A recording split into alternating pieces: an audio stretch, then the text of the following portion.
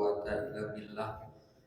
Asyhadu an la ilaha illallah wahdahu la syarika lah wa asyhadu anna Muhammadan abduhu wa rasuluhu allati la nabiyya ba'dah, amma ba'd. Rabbi shrah li sadri wa yassir li amri wahlul 'uqdatam min lisani yafqahu qawli. Alhamdulillah, puji serta syukur marilah kita panjatkan kepada Zat yang Maha Ghafur. Atas kudroh dan irodahnya lah kita bisa berkumpul bermuajahah untuk melanjutkan kajian kita tentang fikih yang kita ambil dalam kitab Al-Fiqhu Al-Muyassar fi Doi Al-Kitabi wa Sunnah, yang merupakan karya sekumpulan para ulama otoritatif yang berasal dari Arab Saudi. Bahasan terakhir kita yaitu baru melangkah kepada babul wudu, bab tentang wudu. Dan sekarang kita akan melanjutkan pada paragraf berikutnya. Silakan, seperti biasa dibaca terlebih dahulu sebelum nanti diterjemahkan dan disyarah. Bismillahirrahmanirrahim. Wa ama, yang itu San? Iya, betul. Wa ma ala man yajibu fa yajibu ala al-muslimi al-balighil aqili idza arada salata wa ma fi hukmiha. Wa ama mata yajibu fa idza dakhala waqtu salati aw arada al-insanu al-fi'la alladhi yustaratu lahul wudu'u wa in lam yakun dzalika muta'alliqan biwaqti katawafi wa masil mushafi. Baik. Wa amma alaman yajibu, adapun orang yang wajib untuk memiliki wudu, maka fayajibu alal muslimil baligil akili, orang yang terkena hukum wajib yaitu setiap muslim yang balik, yang berakal, idza aroda sholata, bila dia ingin sholat. Jadi setiap muslim yang sudah akil balik lalu ingin sholat, maka hukum wudu itu wajib baginya. Yang belum akil balik seperti anak-anak, walaupun ikut sholat bersama kita, maka hukum wudunya tidak wajib.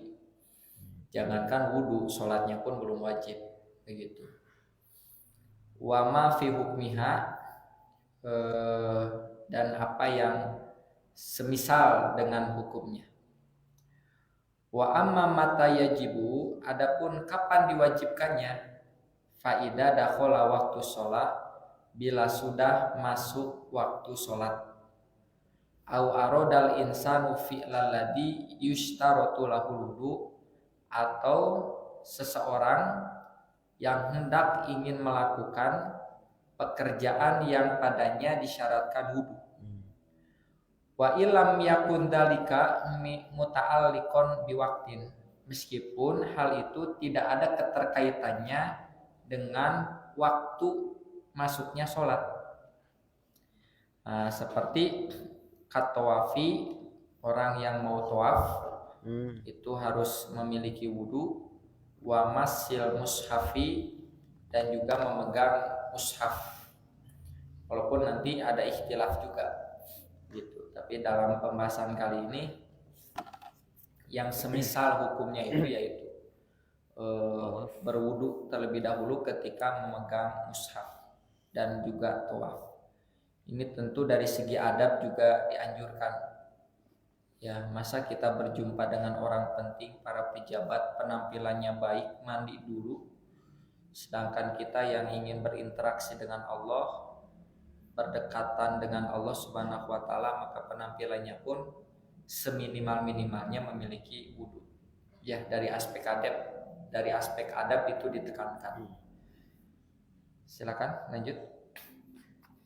Al-mas'alatu tsalisatu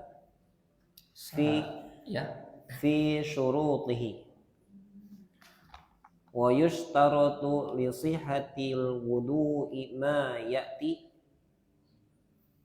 al-islamu wal aqlu wat tamyizu fala yasihu minal kafiri walal majnuni wala yakunu mu'tabaron minas saghiri alladhi duna sinni tamyizi. Ya. Sekarang poin ketiga tentang syarat-syarat wudu. Syarat sahnya wudu itu bagaimana? Wa yushtaratu li sihhatil wudu'i ma ya'ti. Syarat sahnya wudu sebagai berikut. Yang pertama al-islamu, beragama Islam. Jadi yang bukan Islam maka tidak berpengaruh wudunya, ya, berkaitan dengan ibadah. Kemudian wal aqlu, yang berakal. Yang tidak berakal itu tidak sah wudunya. Kemudian watamyizu, dan yang sudah dewasa, ya. Itu tamyiz itu ya akil balik, bisa membedakan. Fala yasihu minal kafiri, maka tidak sah bagi orang kafir. Falal majnuni, bagi orang gila. Fala yakuna mu'tabiron minasogiri ladhi dunasini tamyiz, dan juga bagi orang yang disebut anak kecil yang belum memasuki usia dewasa. Jadi itu syarat pertama. Syarat sahnya wudu itu secara agama Islam, secara akal juga mampu berpikir, dan juga mampu bersikap dewasa atau usianya sudah dewasa. Lanjut. An-niyatu li hadithi innamal a'malu binniyati wala yushra'u talaffuzu biha li'adami thubutihi an-nabi sallallahu alaihi wasallam. Yang kedua adalah niat. Ini jadi syarat sah wudu, ya. Di hadisi sesuai dengan hadis Nabi, innamal a'malu binniyat. Sesungguhnya amal itu tergantung pada niatnya. Walaupun nanti hadis ini dia punya latar belakang, punya kronologis, punya asbabul wurud, ya. Karena kan kalau melihat hadisnya ini hadisnya tentang niat, tapi kenapa disangkut pautkan dengan hijrah? Ya, harusnya membahas niat ya niat saja. Tapi kesananya kan tentang hijrah. Innamal a'malu binniyat wa innamal likulli imri'in ma nawa. Faman kanat hijratuhu ilallahi wa rasulihi fa hijratuhu ilallah wa rasulihi. Wa man kanat lidunya yusibuha aw imra'atin yankahuha fa hijratuhu ma hajara ilaihi. Sesungguhnya amalan itu tergantung pada niat, dan sesungguhnya setiap orang itu tergantung apa yang ia niatkan. Barang siapa yang niat hijrahnya karena Allah dan Rasulnya, maka pahalanya pun karena Allah dan Rasulnya.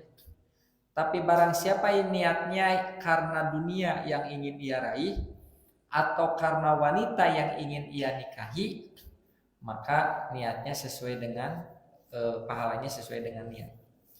Nah ini karena kaitannya ada sahabat yang hijrah itu karena wanita yang dikenal oleh para ulama syarah hadis itu dengan Ummu Qais. Jadi mungkin khawatir kalau ini laki-laki tidak ikut hijrah, nanti wanitanya direbut ya oleh laki-laki lain. Atau kalau misalnya tidak ikut hijrah, nanti takut LDRan, kan gak enak ya LDRan itu. Maka harus begitu. Jadi kasusnya memang tentang hijrah, tapi nanti secara praktiknya semua, termasuk juga tolabul ilmi. Tolabul ilmi pun niatnya harus karena Allah Subhanahu wa ta'ala, bukan karena konsumsi, ya, bukan karena beras sekarung, sembako atau apapun itu. Ya, kadang ada majelis taklim itu sebelum pengajian itu diiming-imingi, insya Allah untuk pekan depan akan ada pembagian beras sekarung. Itu ibu-ibu banyak sekali yang ngaji, gitu. Tapi kalau tidak diumumkan, nah itu sedikitnya, itu tidak boleh begitu, ya. Niatnya harus karena Allah Subhanahu wa Ta'ala.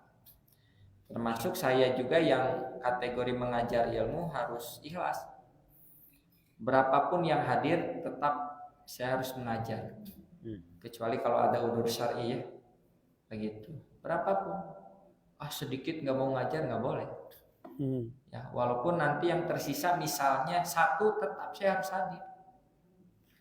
Kecuali kalau tidak ada yang hadir sama sekali, saya tidak akan hadir. Takut ngobrol sendiri gitu ya.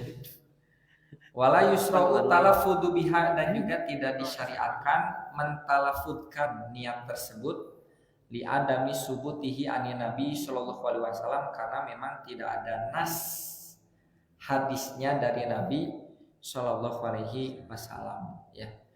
Tapi para ulama sepakat an-niyatu mahaluha fil qalbi. Niat itu tempatnya di hati, ya, gitu. Ada seseorang datang ke Masjid Baitul Mukhlisin, pakaiannya berharga 10 juta, celananya 15 juta, jam tangannya Paris 1,5 miliar. Wah, dengan gagahnya ke masjid, duduk di depan, duduk untuk mendengarkan ilmu. Wajahnya glowing, ya, karena sebelumnya perawatan dulu. Kira-kira santri itu ikhlas tidak belajar ilmunya? Halo?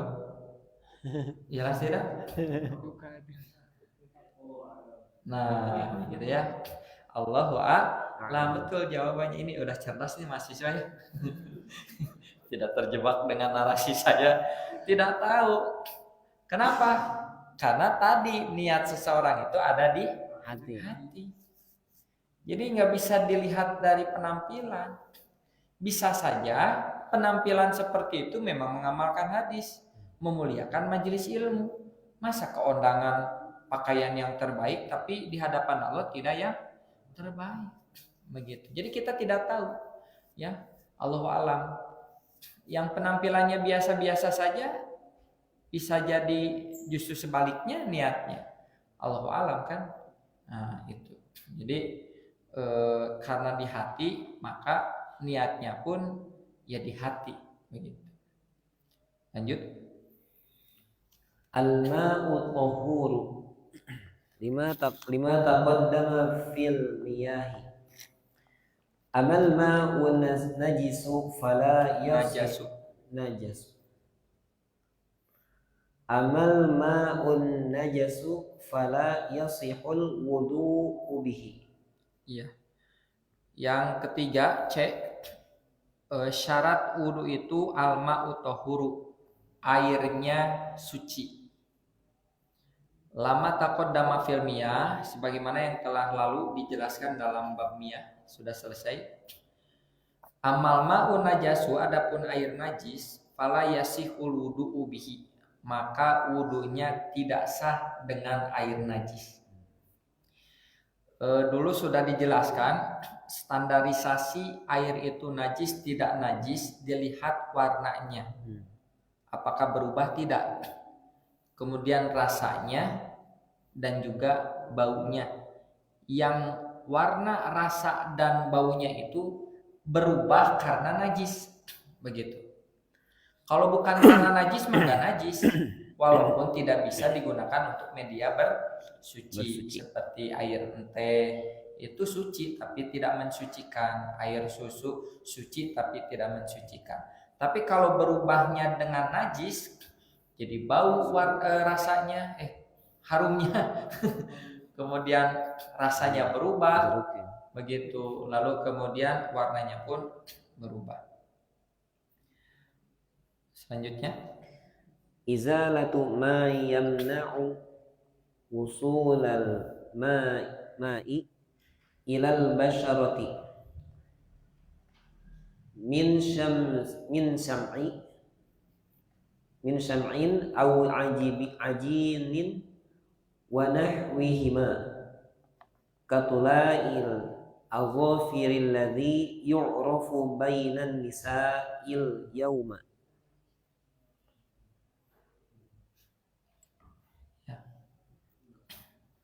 Yang ke 1 2 3 4 D ya.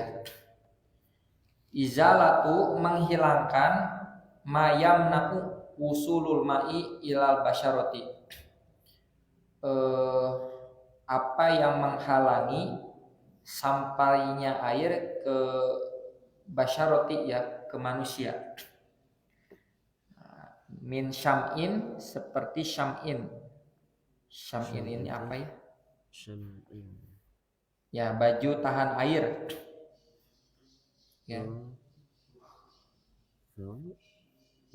Jas hujan. Ya, jadi syaratnya tidak ada yang menghalangi. Misalnya kalau orang yang berwudu tapi terhalang si airnya itu tidak langsung bersentuhan dengan manusia perak, kulit, nah itu dilarang. Syam'in manusia. Atau apa ya, media apa sajalah yang menghalangi dari kulit. Sama seperti tato. Tato itu ada yang langsung ke kulit, ada juga yang tidak ya. Itu kalau yang sudah ke kulit mah itu mah sudah bersatu dengan kulitnya. Gitu sebenarnya. Tapi kan ada yang tato-tatoan teh ya tato-tatoan gitu, yang itu sebenarnya si kulit itu terlapisi oleh media cat atau media apa.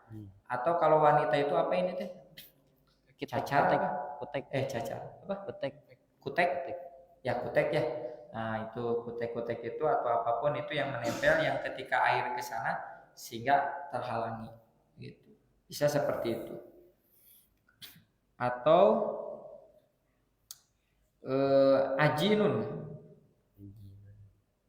ajinun itu di sini apa, adonan ya, wanah wiha atau yang semisal dengannya. Katila il adofiri ya seperti kutek, kuku-kuku alladhi yu'rafu bainan nisa'il yaum yang dikenal di antara wanita-wanita hari ini.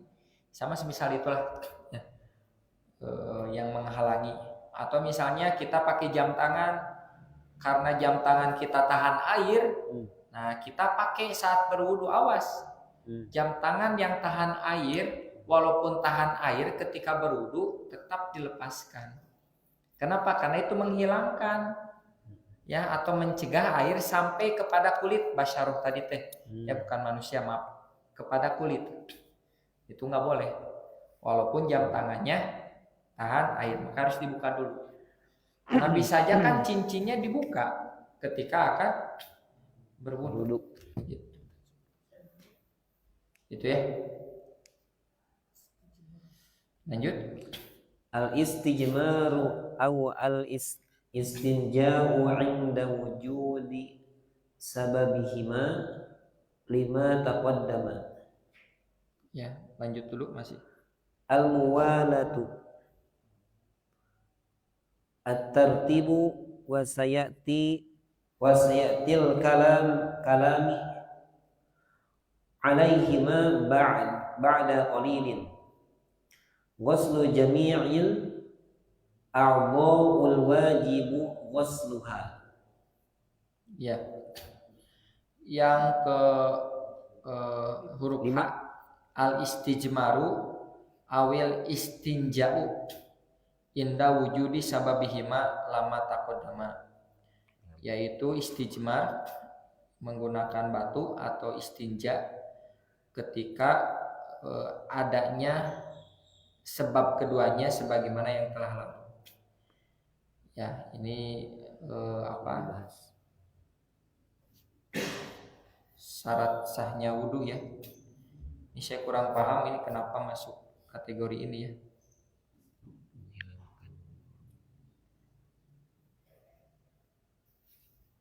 Kemudian al-muwalatu secara terus menerus mualah itu. Ya, artinya tangan dulu mau wudu teh tangan dulu, sudah tangan dulu ke warung dulu. Apa dulu dari situ muka itu nggak begitu, nggak bisa dicicil.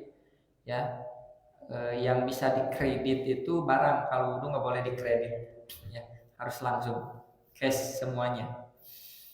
Yang ke dan huruf zai atartib, ya berurutan.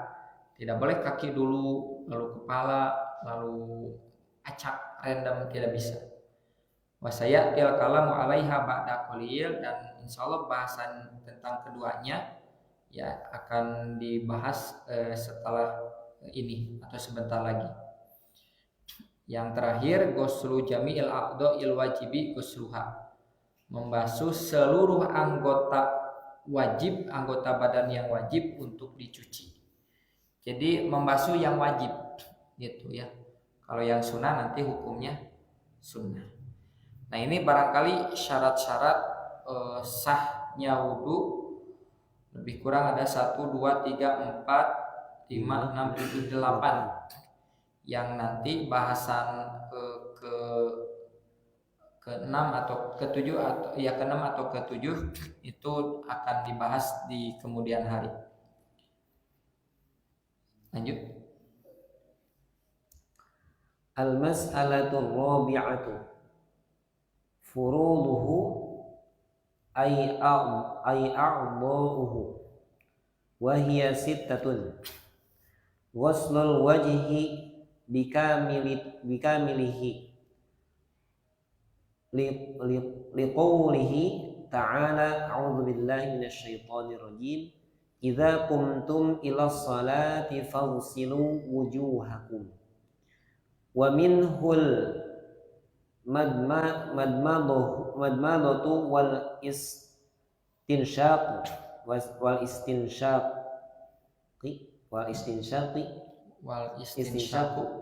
istinsyaqu li'anal fama wal anfa minal wajhi.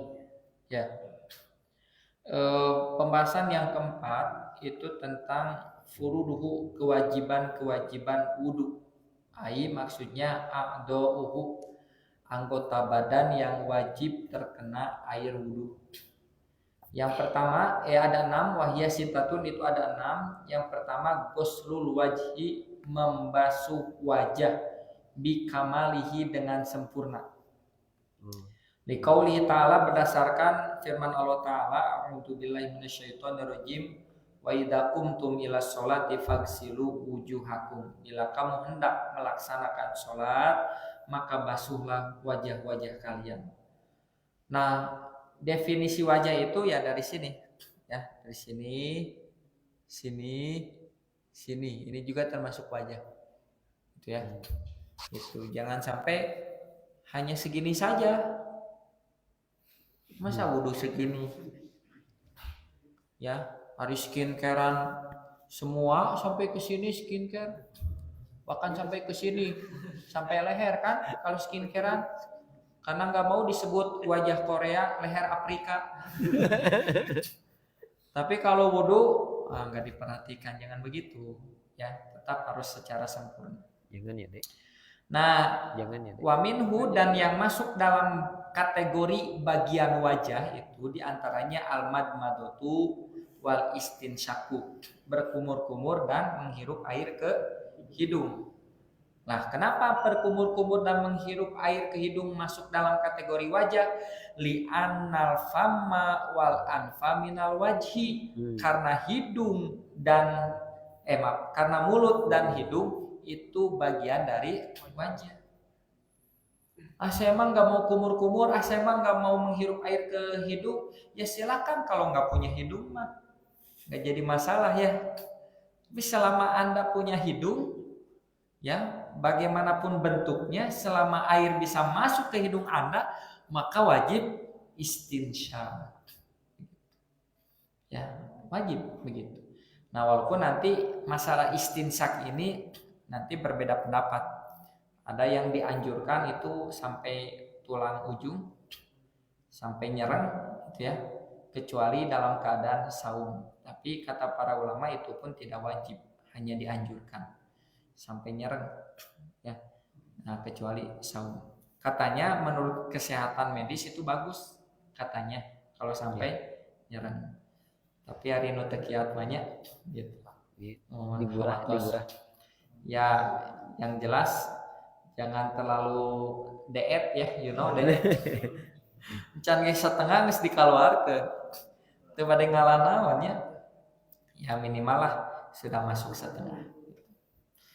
Ya, dan madmadoh itu memasukkan air ke dalam mulut lalu diputarkan. Jadi bukan hanya disedot lalu dibuang, disedot lalu dibuang. Itu mah anak saya yang usianya baru 3 tahun. Kalau sikat gigi terus memasukkan air itu nggak dikumur-kumur, disedot, keluarkan lagi, sedot, gitu. Nggak harus dikumur-kumur, diputarkan. Makanya istilahnya madmado. Madmado itu seolah-olah madmado. Nah, beda lagi kalau istinsak. Kalau istinsak nggak usah digerakkan. Nah, nggak usah, ya, nggak usah. Ya, nah itu mah boleh ke dihirup, keluarkan, dihirup, dikeluarkan. Kalau madmado itu diputarkan, diedarkan sampai nanti kotoran-kotoran atau makanan-makanan yang tersisa di gigi itu bisa keluar. Kemudian ghuslul yadaini ilal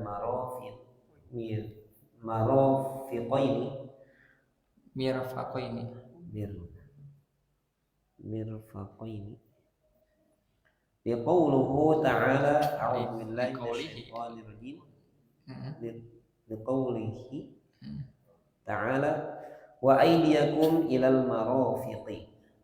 Ya. Yang kedua, ghuslul yadaini, membasuh kedua tangan ilal mirfaqaini, hingga kedua lutut.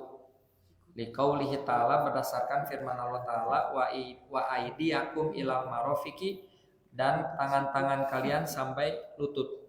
Begitu. Sikut. Oh, sikut ini. Maaf. Aduh, tipe ya. Dari lutut ke sikut. Tipe, maaf. Dari ya dia lutut ya. Nggak tahu saya juga.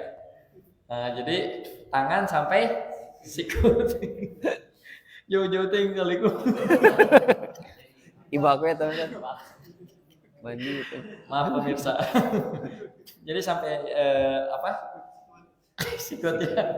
Nah, walaupun nanti kata para ulama nanti ada fadilah memang di dalam keutamaan wudhu itu, orang yang berwudhu itu nanti ya'ti yaumal qiyamah, kelak pada hari kiamat itu gurron muhajjilin. Dia itu seperti gurron muhajjilin.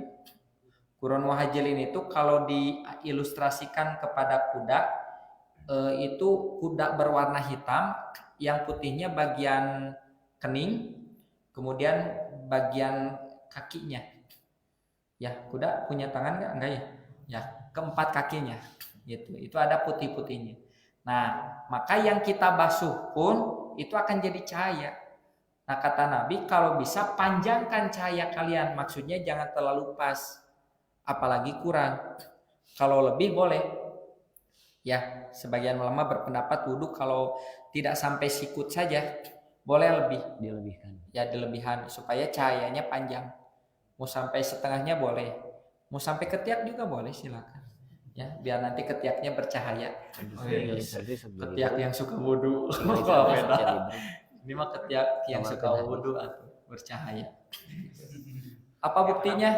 Ketiaknya warna putih. Gitu. Bapak usianya berapa? 65 tahun. Ternyata putihnya karena sudah tua. Ya, lanjut, silakan. Mashur roksi kalihi ma'al udunaini Kulihi.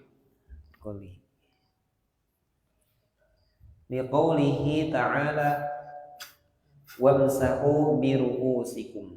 Ya. Yang ketiga adalah mengusap. Nah, ini bukan lagi membasuh. Mengusap kepala semuanya bersamaan dengan kedua telinga. Jadi diusap ke depan langsung bersamaan dengan telinga ya. Dan bahasanya diusap bukan dibasuh. Itu bedakan diusap dengan dibasuh. Nah, kalau yang lainnya dibasuh artinya air langsung mengenainya. Tapi kalau diusap nanti sebagian ulama berpendapat hanya sisa yang ada di dalam tangan, air yang tersisa di dalam tangan, atau mengambil air atau dipiceratkan lalu kemudian ke kepala begitu. Dan bahasanya kepala ya, bukan rambut. Maka berbahagialah yang botak, karena botak memudahkan untuk wudu ya. Jadi tamu betul langsung kepala ngageleser. Oh gitu. Ya. Tiis, sejuk ya, sejuk. Dan insya Allah sholatnya pun khusyuk. Jadi buletin kali ini kan judulnya khusyuk ya, jadi sejuk. Nah itu ya, berdasarkan firman Allah Ta'ala, wamsahu birusikum, usaplah kepala kalian. Terus wa qawlihi Nabi sallallahu alaihi wasallam, al-udhunani minar ra'si fala yujazza mashu ba'dur ra'si duna ba'dihi. Ya, dan juga sabda Nabi Shallallahu Alaihi Wasallam, al-udunani minaroksi, bahwa kuping itu, dua telinga itu adalah bagian dari kepala. Gitu. Maka tidak cukup hanya mengusap sebagian kepala, tidak dengan sebagian yang lainnya. Begitu. Jadi lebih utama semuanya terusap langsung kepada kaki. Walaupun nanti masalah ini pun ada ikhtilaf di antara para ulama begitu. Tapi karena kita mengkaji kitab ini, ya ini yang kita jelaskan begitu. Lanjut. Waslur rijlaini ilal ka'bain liqaulihi ta'ala wa arjulakum ilal ka'baini. Atartibu li'annahu, tidak ada itu dalilnya di qaulihi, enggak ada. Wa arjulakum ilal ka'baini. Ya. Oh udah itu aja. Siap.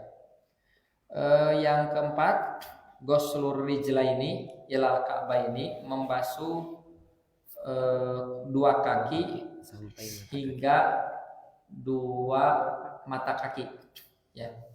Berdasarkan firman Allah Ta'ala, wa arjulakum ilal ka'baini, kaki-kaki kalian hingga kedua mata kalian. Bahasanya apa ya? Bukan tumit ya. Ya kedua mata kaki, ka'baini.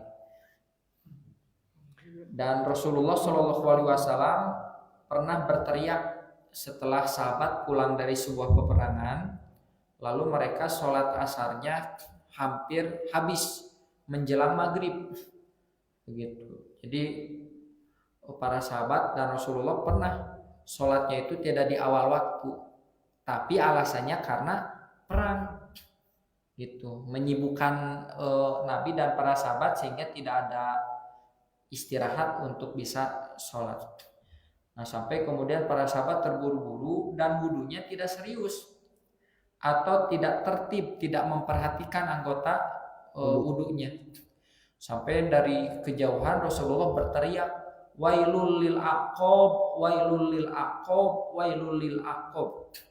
Celaka tumit-tumit kalian, celaka tumit-tumit kalian, celaka tumit-tumit kalian minan nar, yang akan terkena api neraka. Gitu. Jadi ketika wudu ini kaki hanya depannya saja, tapi yang di belakang yang tumit, tahu tumit? Ya kalau bahasa Sunda mah memuncangeun. Kalau bahasa Sundanya ya memuncangeun teh, kalau bahasa Indonesianya perpecahan antar suku. Nah itu ada di sana. Gitu. Nah itu tolong diperhatikan. Biasanya kalau tidak tertib itu jarang kebasuh. Ya makanya idealnya kalau wudu pakai keran supaya bisa dengan kedua tangan lalu bisa sempurna. Ya Nah itu awas diperhatikan bagian tumit yang paling belakang, karena banyak yang tidak terbasuh. Wailul lil aqab, wailul lil aqab. Karena fokusnya yang depan saja, yang depan, yang bawah, yang belakang tidak. Ya, lanjut. At-tartibu li'anna Allah Ta'ala zikruhu marotiban Zikruhu marotaban wa tawaddu'a Rasulillahi sallallahu failnya wa tawaddu'a Rasulullahi sallallahu alaihi wasallam marotiban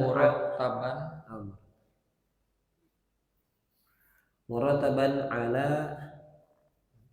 hasbi ma dzakarallahu subhanahu al-wajhu fal yadaini faroksu iya ya, kenapa ya? Al-wajha berarti al-wajha fal yadaini faroksu faroksa ya. Faroksa. Faroksa farijlaini. Iya. Kama waradu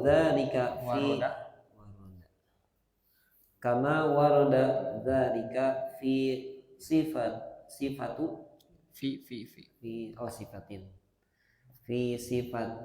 didofakan fi sifati wudu'ihi sallallahu alaihi wasallam fi hadithi Abdullah bin Zaid wa ghairuhu. Yang kelima, harus tertib sesuai susunan yang Allah jelaskan. Di anna Allah Ta'ala dzakarahu murattaban, karena Allah Subhanahu wa taala menjelaskannya secara tertib. Wa tawaddu'a Rasulullah sallallahu alaihi wasallam murattaban ala hasbi ma dzakarallahu subhanahu. Dan Rasulullah sallallahu alaihi wasallam pun berwudu murattaban itu ya tersusun, ya runut sebagaimana yang telah Allah jelaskan, ya, yaitu al-wajhu fal yadaini faroksu faroksa farijlaini, wajah, tangan, kepala, kaki. Dan sebagaimana hal itu dijelaskan dalam sifat wudu Rasulullah Shallallahu Alaihi Wasallam dalam hadis Abdullah bin Zaid radhiyallahu anhu dan yang lainnya, begitu ya. Jadi yang dalam Al-Quran itu urutannya itu yang wajib. Nah nanti yang Nabi ajarkan itu beserta yang sunnah-sunnahnya, mulai dari telapak tangan, ya itu. Ya, kemudian sela-sela itu pun harus diperhatikan, ya. Dan nanti wudu ini kalau betul-betul seseorang sesuai dengan sabda Nabi, fa'as bigil wudu, sempurnakanlah wudu kalian, perbaikilah wudu kalian, yang baiklah wudu kalian, maka wudu yang berkualitas ini akan sangat berpengaruh kepada sholat yang berkualitas. Jadi harus diperhatikan, ya, wudu yang baik itu akan berpengaruh kepada ibadah sholat yang baik. Tapi kalau wudunya tidak sempurna, tidak baik, tidak tertib, maka sholatnya pun akan berdampak. Gitu ya. Itu saja dulu, barangkali kita lanjutkan pekan depan dengan bahasan selanjutnya. Ditutup dengan doa, qul qouli hadza wa astaghfirullah li wa lakum. Wassalamualaikum warahmatullahi wabarakatuh.